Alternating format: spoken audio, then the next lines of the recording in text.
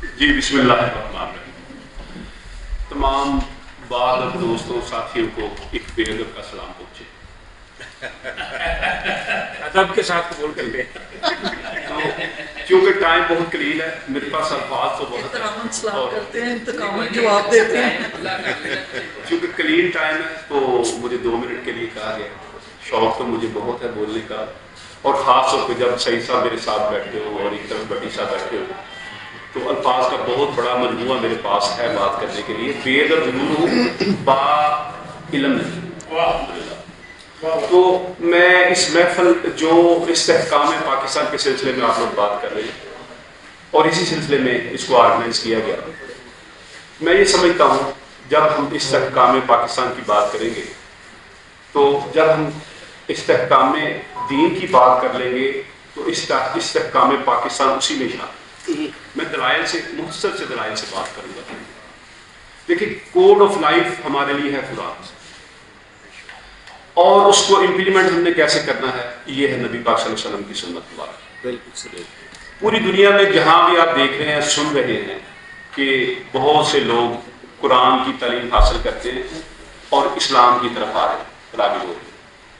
تو دوستو یہ آدھی بات آپ سنیں، قرآن کو پڑھتے ہیں اور اس کے بعد اللہ کے نبی کی شریعت اس کو پڑھتے ہیں، اللہ کے نبی کی طریقت کو پڑھتے ہیں کہ کس طرح ایک فرد واحد نے پوری دنیا میں قیامت تک کا انقلاب برپا کر دیا.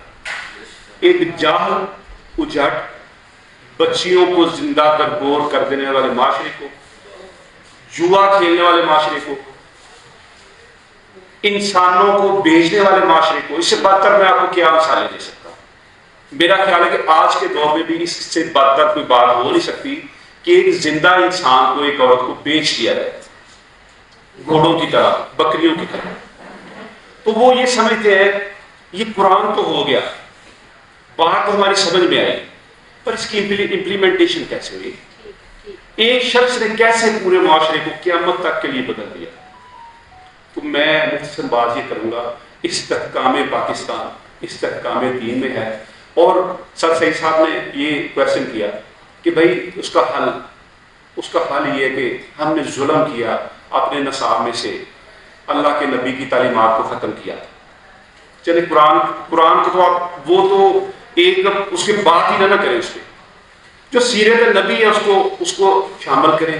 آپ اس معاشرے کا حسن ہیں، آپ اس معاشرے کا ذہن ہیں، جو ادب والے لوگ ہیں، معاشرے کو ایک ڈائریکشن فراہم کرتے ہیں.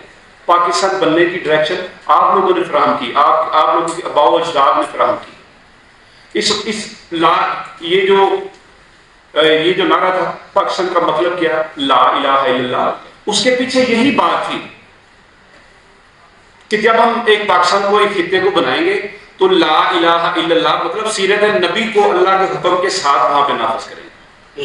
اور آج ضرورت یہ ہے کہ میں اور آپ کم از کم دیکھیں، ہم پورے پاکستان کے معاملے میں ٹھیکیدار تو نہیں ہیں، ہمیں اتنی وسائل ہمارے پاس نہیں ہے، یا ہمارے پاس اتنا سٹیٹس نہیں ہے.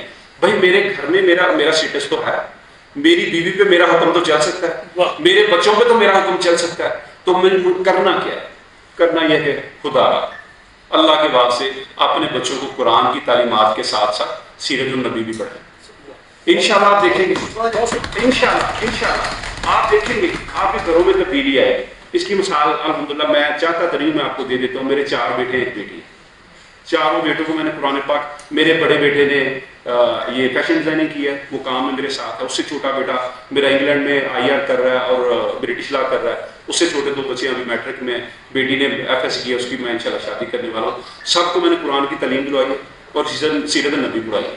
میں خدا کی قسم اٹھا گیا تو میرا بیٹا وہاں پہ کام وہاں پڑھتا بھی ہے اسٹریتھلینڈ یونیورسٹی میں، اور وہ ایک جگہ پہ کام کرتا ہے، سکھوں کا وہ کیریئر ہے، وہاں پہ کام کرتا ہے.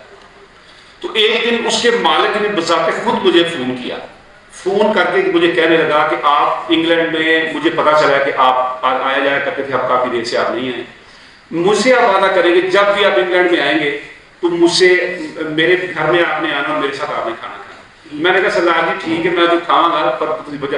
انہوں نے کہا ایڈی خوبصورت اولاد، میں اللہ کی قسم اٹھا کے کہہ رہا ہوں، ایسا اخلاق اس بچے کا میں آپ کا ہاتھ چومنا چاہتا ہوں کہ آپ نے اس کی تربیت کیسے کی، اور میں نے اللہ کی قسم اٹھا کے کہا، میں نے اسے کہا کہ یہ میری تربیت کا اثر نہیں ہے، یہ قرآن کی اور سیرت نبی کی تربیت کا اثر ہے کہ یہ بچہ ہے۔ بس میں اپنی بات کا اختتام یہاں پہ کروں گا۔ ضرورت اس چیز کی نہیں ہے کہ ہم اس معاشرے کو ہم کر بھی نہیں سکتے، ہمیں ڈائریکشن دے سکتے ہیں آپ لوگ، ہم سے مراد میں تو اس قابل نہیں ہوں، آپ سب اس قابل ہیں، نصاب میں آپ کی چیزیں پڑھائی جاتی ہیں، ایک ڈائریکشن سیٹ کریں، اپنے گھر پہ عمل امپلیمنٹیشن کریں، اپنے گھر میں جاتی دفعہ اس دنیا کو چھوڑنے سے پہلے اگر ہم 4 بچوں کی تربیت قرآن اور سنت کے مطابق کر گئے، انشاءاللہ ہماری دنیا بھی کامیاب ہے، ہماری آخرت بھی کامیاب ہے، اور استحکام پاکستان کا فلسفہ اسی بات میں ہے۔ اور لاسٹ میں جو میں اختتام کروں گا، اس وقت جو میرے معاشرے کے جو حالات ہیں دگرگوں ہیں، میں اس جیسے